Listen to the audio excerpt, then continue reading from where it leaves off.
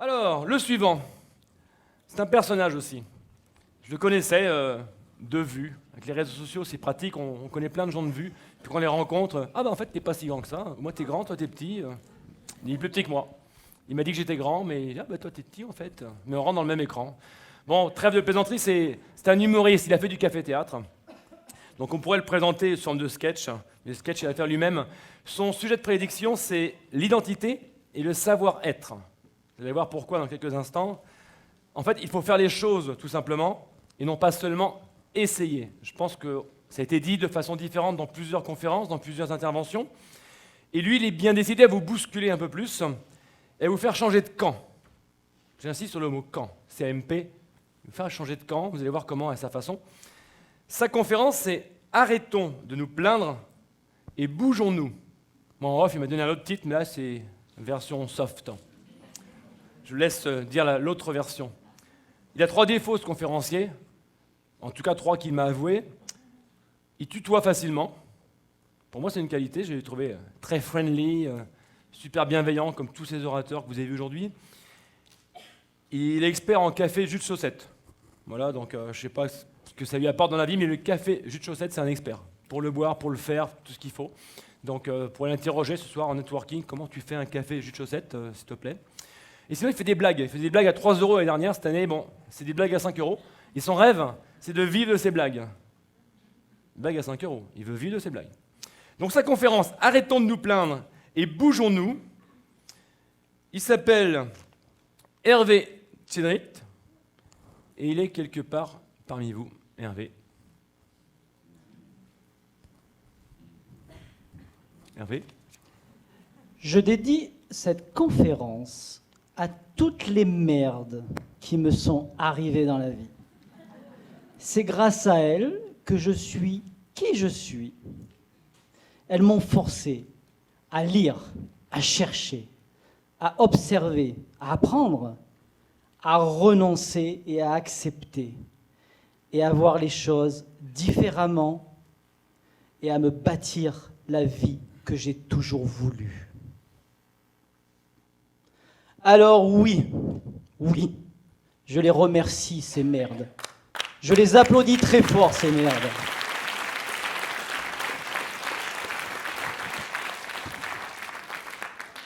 Et j'en ai eu un paquet de merdes. J'ai même une licence, MBA, DUT, master, tout ce que vous voulez, en emmerdement. Et puis alors, qu'est-ce que j'ai fait? J'ai suivi des grands séminaires, vous savez, 7000 personnes, des coachs médiatisés. J'ai tout suivi ce qu'ils ont fait. Pour certains coachs, certains séminaires, j'ai redoublé. J'ai même triplé. Et certains, j'ai eu le sentiment, effectivement, dans ces gros séminaires, qui voulaient me faire sortir de ma zone de confort. Mais par moments, j'ai eu le sentiment qui voulait quand même y faire rester dans cette zone de confort. Je suis même certain que ces grands séminaires à 7000 personnes, ils devaient être payés pour faire en sorte que je reste dans ma zone de confort. Alors oui, effectivement, à un moment donné, je me suis posé 3 questions. Parce que j'ai dit, il faut que j'en sorte de tout ça, c'est pas possible. Alors, qu'est-ce que j'ai fait? Je me suis posé 3 questions. La première question, est-ce que mon niveau de vie, à l'époque, était optimum? Bon, première question. Deuxième question, est-ce que ma qualité de vie aujourd'hui est celle que j'ai envie d'avoir? Question intéressante. Je vous propose, merci, de vous les poser. Et puis, il y a eu la 3e question. Celle, vous savez, les questions comme ça, où vous prenez une grande claque. La question fondamentale. Qu'est-ce que je ferais si j'étais moins con? Ça a été la question. Et cette question, elle vient de quoi? Vous le savez? D'un film. Alors, ce n'est pas un film développement personnel. C'est un film développement humain. Le cœur des hommes. Alors oui, je me suis dit là, il faut arrêter. Il faut s'en sortir de tout ça. Commence. Et j'ai cherché. Je me suis dit, Hervé. Oui, parce que des fois, je me parle tout seul. Hein. je me fatigue, je vous l'avoue. Il faut que tu arrêtes d'essayer, ou que tu arrêtes d'essayer de faire quoi que ce soit. À un moment donné, soit tu fais et tu ne marches pas dedans, soit tu fais pas. Mais bon sang, s'il te plaît, avance. Et oui, la clé, elle était là. Et je me suis dit, effectivement, être soi, avoir une pensée positive, n'est pas forcément suffisante. Alors, je ne sais pas vous, à l'époque, moi, j'avais un grand bureau, joli bureau, et dessus, il y avait tous les livres en développement personnel qui existaient. Et sur ce bureau, alors j'avais dans mes livres, il y avait les post-it, ils étaient tous stabilisés, j'avais tout ça sur mon bureau. J'avais aussi des CD, des MP3, j'avais des 78 tours, j'avais un phonographe, j'avais tout. J'ai même dit à Thomas Edison, s'il te plaît, essaye de m'inventer quelque chose pour que je puisse lire ces CD. Fais quelque chose. Et qu'est-ce que j'ai fait un jour? Parce que ce que j'avais sur mon bureau, c'était pareil dans ma tête.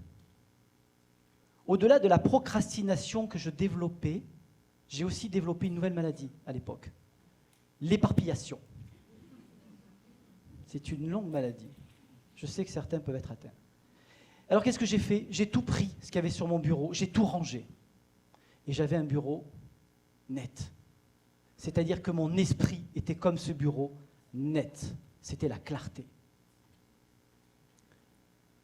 Et je me suis dit, bon, première chose, qu'est-ce que tu veux être, faire ou avoir? Regardez bien l'ordre. Être, faire ou avoir. On peut avoir, essayer de faire, pour être ensuite, ça ne marche pas. Mais je veux faire, je vais avoir et après je serai. Non, ça ne marche pas. D'abord tu es, ensuite tu fais, et ensuite tu auras. Ok. Alors je me suis dit, je vais commencer par être. Alors j'ai commencé à travailler sur moi, sur mes forces, sur mes qualités, sur tout ce que j'avais de bon en moi. Vous savez, le fameux diamant, celui qui brille, le plus beau, qui à un moment donné était recouvert par du crottin de cheval. L'image négative que j'avais de moi-même. Et pour ne pas montrer que j'avais une image négative de moi-même, j'ai mis de la dorure et de la parure. Alors j'ai enlevé tout ça, et enfin j'ai été moi. Bon, ça m'a coûté un divorce, 3 ans de prison. Mais j'étais moi. Non, je plaisante, hein. Pour le divorce. Si tu m'écoutes. Et qu'est-ce que je me suis fait à un moment donné? J'ai dit, ça y est, maintenant je suis moi. Il va falloir passer à l'action. Et j'ai continué à chercher, je me suis dit, il faut faire simple. Et j'ai trouvé les 4 éléments. Effectivement. Les 4 éléments, j'avais choisi mon camp, comme l'a dit Olivier. Mais qu'est-ce qu'il y a derrière le camp? Et vous? De quel côté du camp êtes-vous? Alors je vous propose un voyage. Alors, derrière le C de camp, il y a les croyances. Vous savez, celles qui vous façonnent. Les croyances limitantes, celles qui vous freinent. Et les croyances positives, celles qui vous poussent. Et j'ai découvert que ma vie était déterminée par mes croyances. Mes croyances avaient une influence sur ce que je pouvais être, faire ou posséder. Ces croyances avaient une force inouïe. Et des croyances, à l'époque, j'en avais. Elles ont vraiment déterminé ma vie à un moment donné. Alors les croyances que j'avais à l'époque, la vie, elle était difficile. Bon, c'est vrai, c'était ma croyance. J'avais une autre croyance, c'était que j'arrivais à obtenir ce que je voulais, mais, vous savez, comme un joueur de tennis, c'était en 5-7, tie-break jusqu'au bout. J'en voyais certains, eux, c'était en 3-7. 6-0, 6-0. Moi, c'était 6-5, 7-5. Je m'en sortais pas. Et puis, j'avais une autre croyance. Jamais je n'aurais osé monter sur scène. Je ne suis pas capable. C'était ma croyance. Et puis, j'en avais une autre croyance qui m'avait été inculquée un petit peu par mes parents. Système scolaire, Maïté en a parlé très bien. Je suis bizarre et pas normal. Je ne sais pas si parmi vous, il y en a qui ont connu ça. Vous savez, on est des enfants précoces. Mais à l'époque, ce n'était pas reconnu. Qu'est-ce qu'on va faire de toi? Effectivement. C'était ma croyance. Et puis, grâce à ce changement de croyance, j'ai des nouvelles croyances. Je fais aujourd'hui en fonction de qui je suis. Je suis le coach le mieux chaussé. Non, en fait, c'est le cordonnier le mieux chaussé. Ouais, Bon, en fait, en même temps, je ne suis pas cordonnier, je suis coach. D'accord? Mais je suis effectivement le coach le mieux chaussé. J'avais une autre croyance aussi. Je suis toujours bizarre et pas normal. Mais ça, aujourd'hui, c'est juste ma force. C'est juste ce qui me permet d'être ce que je suis aujourd'hui. Ça, c'était pour les croyances. Et derrière, dans mon camp, le A, c'était les actions. Ah, ces fameuses actions. Alors, on va retourner un peu à l'école, on va faire un petit peu de physique-chimie. Sur quoi se pose la rouille? Alors, je connais la réponse, hein, je pose des questions, mais je connais déjà la réponse. Sur quoi se pose la rouille? Sur du fer, effectivement. Mais sur du fer immobile. Ah, et oui, oui. Et oui. Si le fer n'est pas, il est en mouvement tout le temps, la rouille ne se posera pas. Et c'était pareil pour moi. La clé était là.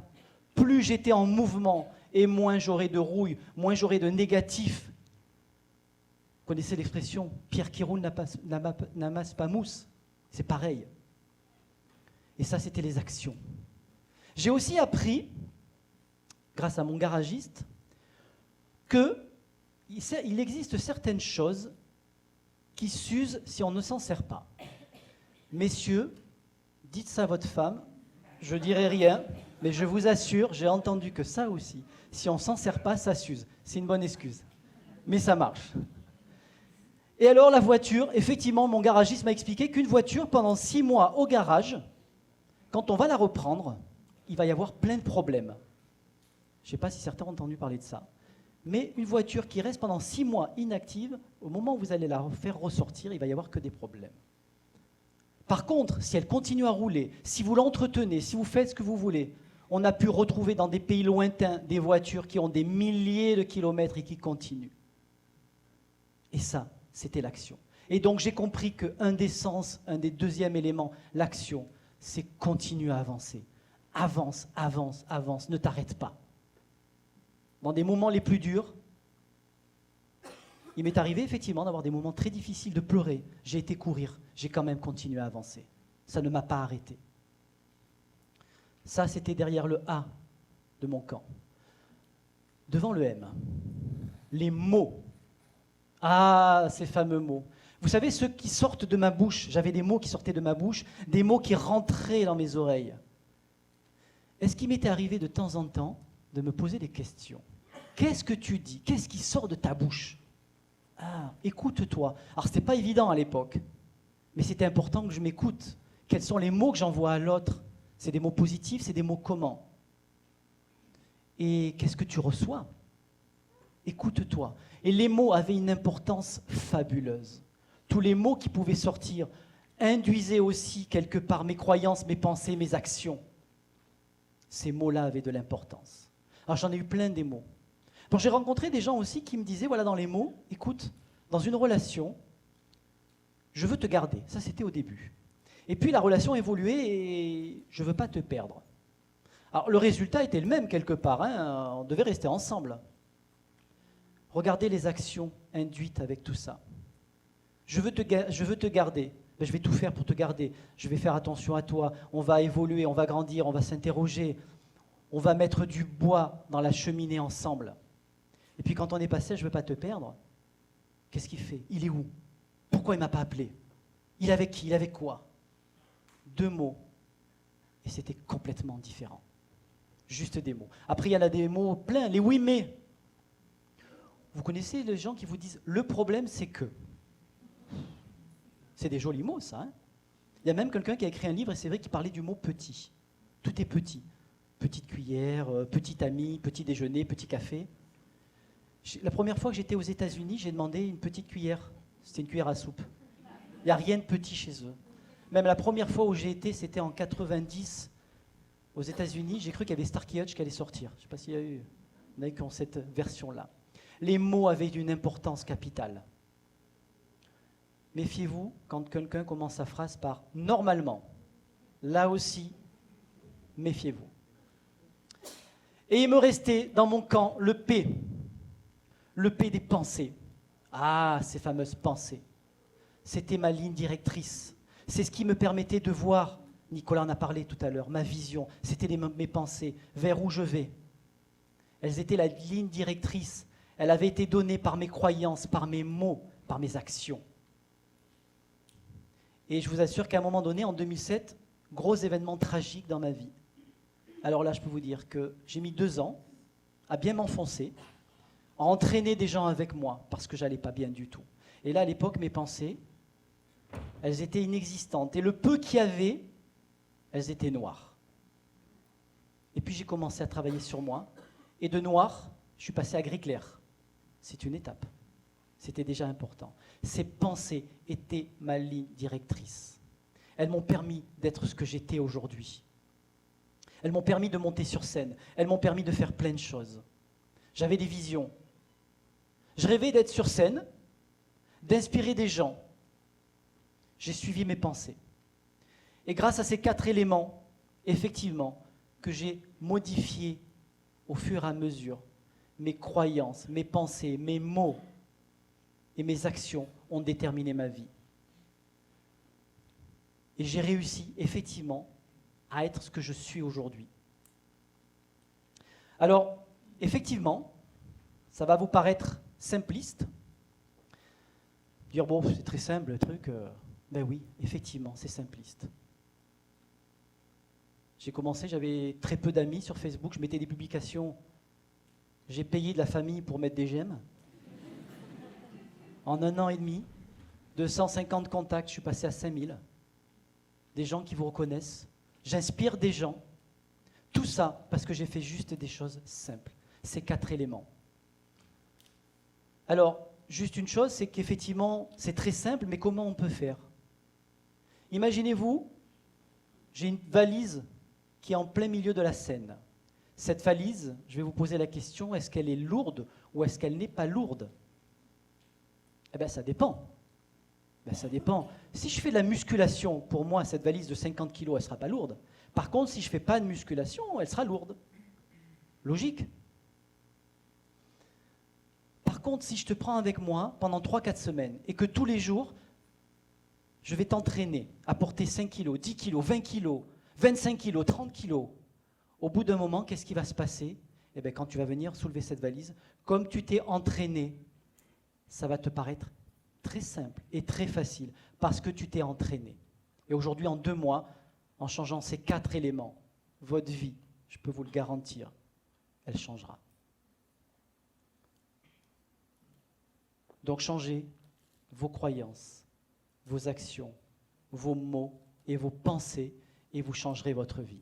Et si je suis aujourd'hui justement ici parmi vous, c'est grâce à ces 4 éléments.